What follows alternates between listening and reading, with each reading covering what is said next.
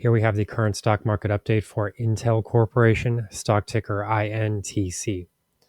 Before we begin with today's chart analysis, if you find these educational materials to be helpful, please remember to click the like and subscribe buttons and leave your thoughts below in the comments section so that other traders can find this information more easily on the platform. So as we can see here, what we're looking at here is the 1 hour price chart. And that means that each candle on this time frame represents a 1 hour trading period. In the prior video, we did go over this most recent earnings release, which did definitely have some positives in it.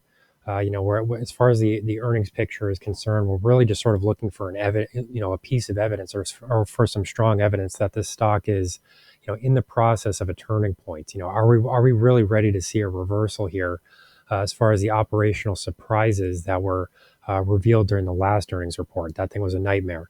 So what we're looking at here currently is this price movement to the top side that has, sort of benefited Intel traders and investors that have managed to hold the stock throughout this process.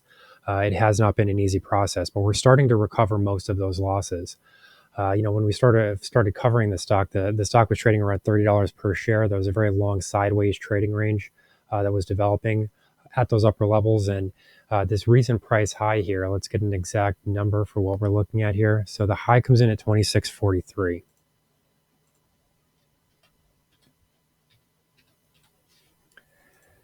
So, we're on our way here to recovering most of these losses. I mean, it has not been easy, but many times in the market, it's not easy. Sometimes you just have to be sort of patient and wait for things to turn around, especially when there's just a massive surprise, like the surprises that we saw during the last earnings report from Intel, for example, suspending the dividend and things like that. Huge issue for longer term investors. I mean, the stock is, the company is supposed to be in the process of a turning point and a reversal. But in order to encourage shareholders to maintain those positions for a long period of time and to wait out that process, you really do need to pay something like a dividend. And historically, Intel has been actually very good with that, because technology companies are terrible with dividends. They almost never give you a dividend.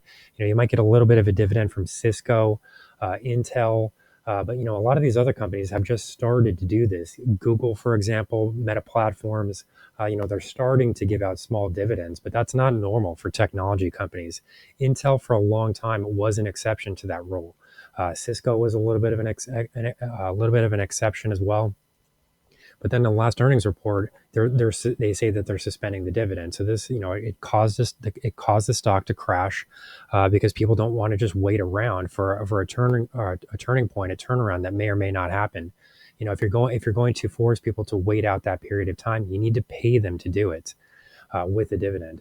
So we're starting to see some positive developments here, and this most recent price move did send share prices above that prior resistance zone that we had been watching at 24.66. And then, of course, we also broke through that important psychological level, which comes in at $25 per share. So, if we can start to find a footing here at these upper levels, I think that the market will start to view Intel a bit differently. Maybe it's not such a risk. I mean, there were people that were calling for the stock to be trading at $9 per share, lower teens, like $13 per share and things like that. So if the stock is actually able to manage itself here and, sort of gain a foothold at these upper levels, I think that a lot of those more bearish arguments start to go away. I mean, does anybody really expect the stock to move back down to $9 at this point? I mean, this is a vital company. Intel is too big to fail. Way more than any bank would have been too big to fail during the 2008 financial crisis. I mean, is a bank really vital? I mean, what do they actually do? They got a big safe, and you put your cash in the safe. I mean, who cares? Intel makes processors, and that's what the world runs on at this point. I mean, the United States needs to be able to manufacture its own processors, and this is the company that has the most infrastructure to do that. So, it is too big to fail, and it needs to start to reverse here at some point. So, this most recent price movement is encouraging. As we can see, the stock has, really managed to form a better base here, right around this roughly 2150 or 60 level that we've been watching for some time now. As you can see here, there are several price support zones that have been marked here. We really have been watching this area now for quite some time. And this is now the major line in the sand here to the downside. So for example, if the stock, just hypothetically, if the stock did start to reverse here and really start to crash and things like that, the major area to watch here would be roughly 2160. If we do see share prices move below there, you're probably looking at a very quick test of that $20 mark.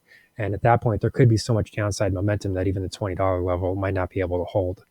So, that is the major level now to the downside. The fact that we have now tested this on at least really 4 different occasions, as you can see, 1, 2, 3, 4. It's a quadruple bottom. I mean, it's a very important price zone now to the downside.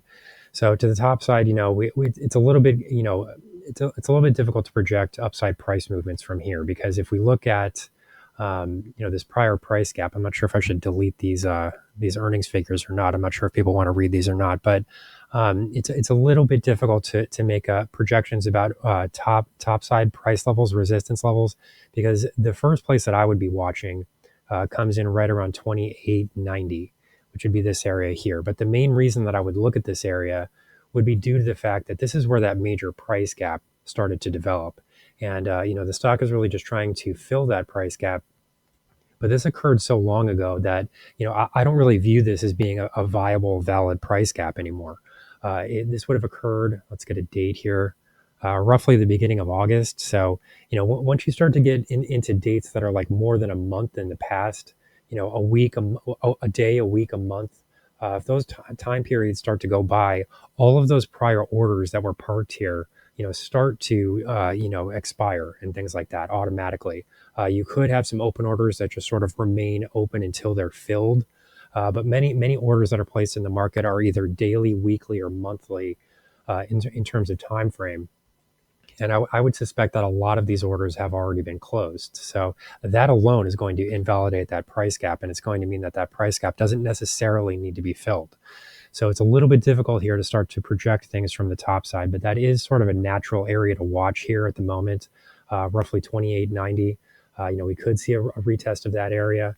And then currently to the downside, this major support zone now comes in at 2160, because if for some reason we did see a break below there, the stock would be in major trouble. So here's the current market update for Intel Corporation, stock ticker INTC. Our high value trading strategies membership is currently available for a limited time for only $9.99 per month. These high conviction investment strategies are characterized by superior risk to reward metrics that target massive market beating returns over time. Join now to outperform the market. Lock in this special introductory rate of just $9.99 per month for the entire lifetime of your membership, and start trading stocks with the pros.